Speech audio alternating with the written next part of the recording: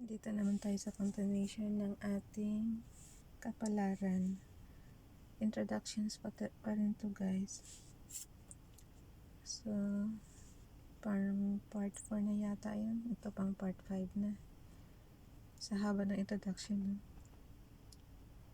Okay, create your network and maintain it. This strengthened the idea I started to develop regarding the concurrence and partnership, because no matter the field you work in, you have to get in touch with people, colleagues as well as clients, so creating good and stable relationships is the key to a fulfilling professional life. Okay, creating good and stable relationships is the key to a fulfilling professional life, because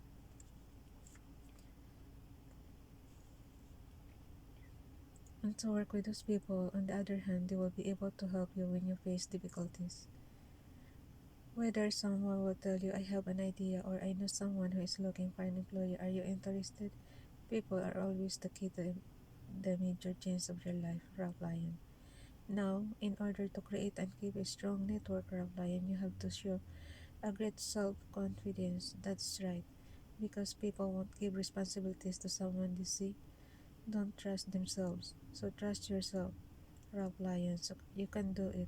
And here are a few tips to help you. Always express your point of view. I know sometimes you have ideas but you don't dare expressing them. Yeah, kasi katwiran ko eh. Basta I don't express it.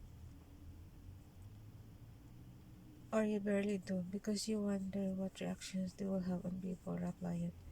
Well, from now on, I want you to fully express your ideas, because great breakthrough can come out even from the slightest suggestions.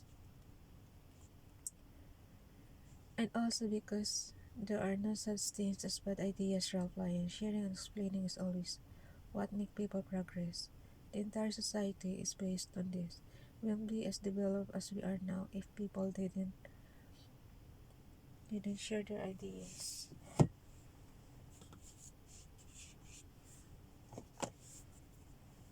Kailangan ng strict.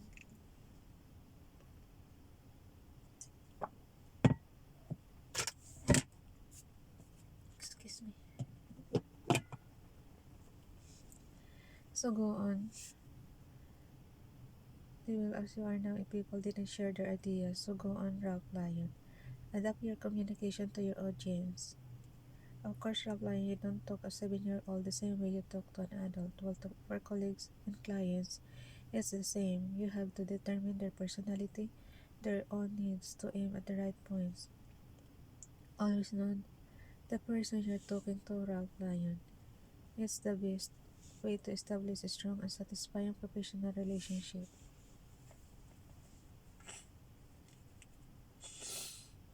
Excuse me.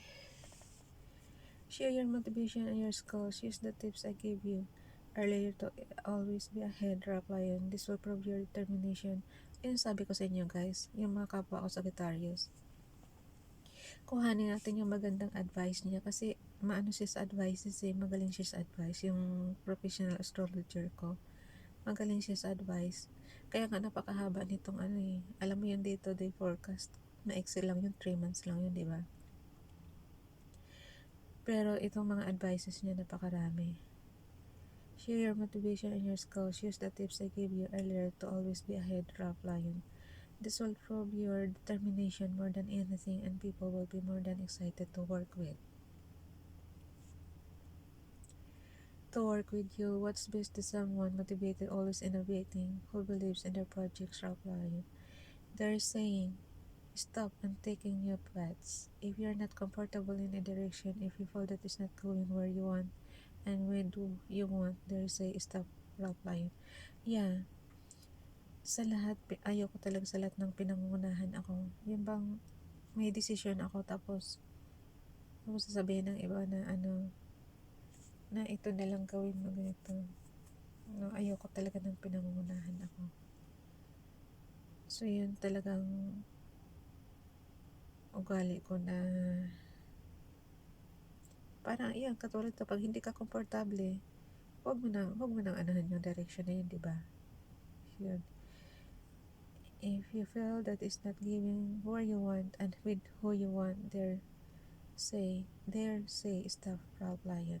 It's better to acknowledge difficulties and responsibilities rather than leading a project to failure. There is no better way to prove your confidence than recognizing your own weaknesses, Ralph Lyon. People will always respect your sense of responsibility. You know why? Because those exact same people also have weaknesses, and showing them yours is giving them a valuable lesson they will always remember. Moreover, replying when an idea is not the right one, it always means the new solutions will come out of this. Keep thinking and exploring new paths.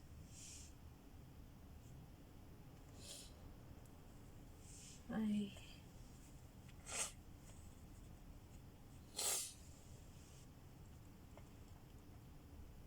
spreading of paths.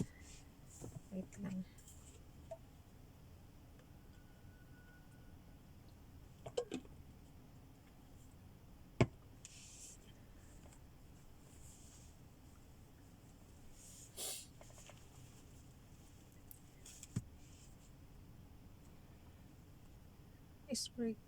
Speaking of paths, one of the most important things you should remember, Ralph Lyon, is to always walk on the path that is made for you.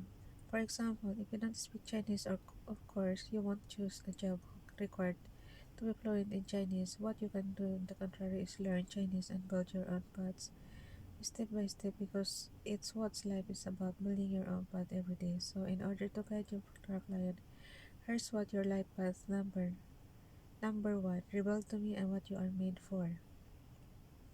In number one, shows a great sense of independency and creativity. You can think about building your own business, opening store, working in a field and that doesn't require colleagues. But if you do, your life path number clearly shows that you should be the leader, Rauplayan. You can even work in the arts and crafts. So you see, Rauplayan, always thinking ahead and aiming at what is made for you is the key to develop a strong and fulfilling professional life. And as you know, astrology and numerology are very reliable tools to help you with this rough lion, anticipating changes, knowing when the planets will affect you, but also knowing what your numbers reveals about you.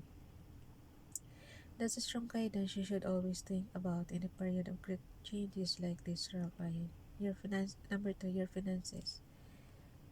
2.1, the transits.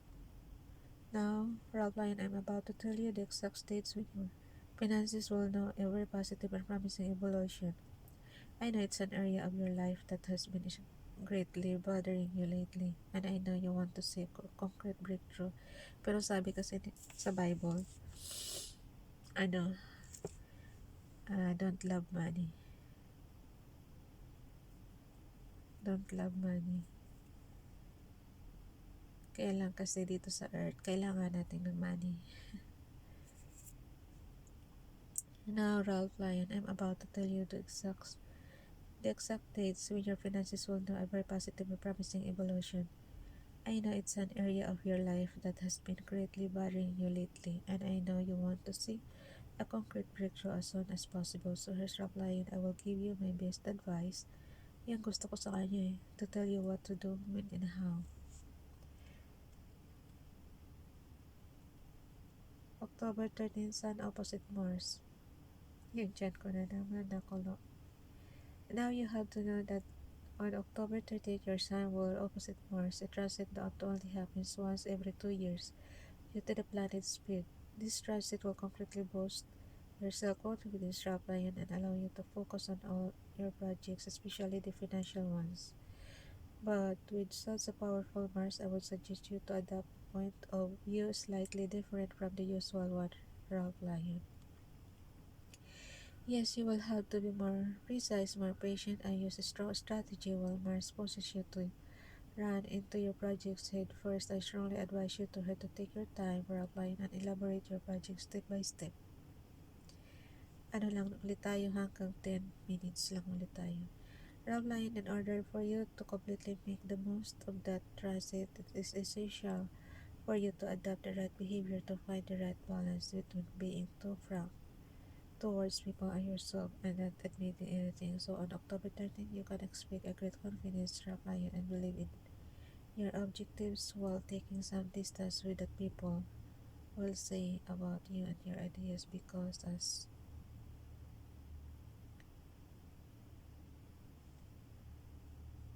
Mars will impact some of them as well, Lion. They will probably try to take a stronger position over you because they will go head first. Just like I put it as you just above, so it is exactly with my advice and is trusted that you will be able to concretely develop your finances because in few words, Lion, you can expect great changes if you find the right state of mind and the right strategy.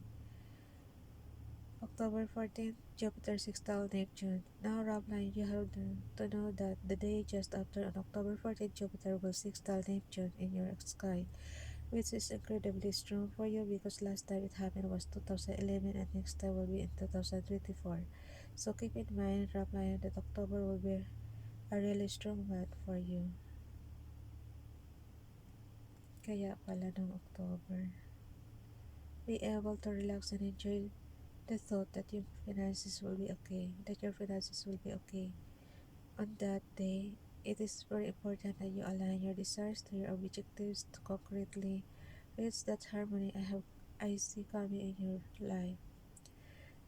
Kasi maganda talaga ang Jupiter. It is with the state of mind that you will be able to attract luck to you as well. Be optimistic, Rockline. Another good thing with Jupiter and sextile with Neptune is that it will greatly emphasize your intuition skills, so don't worry, this positivity and this harmony between your desires and your goals will always come on its own. If you want to happen, let go of the pressure and everything will flow. Ralph Lyon. Okay guys, dyan muna tayo. 12 minutes na. Bye.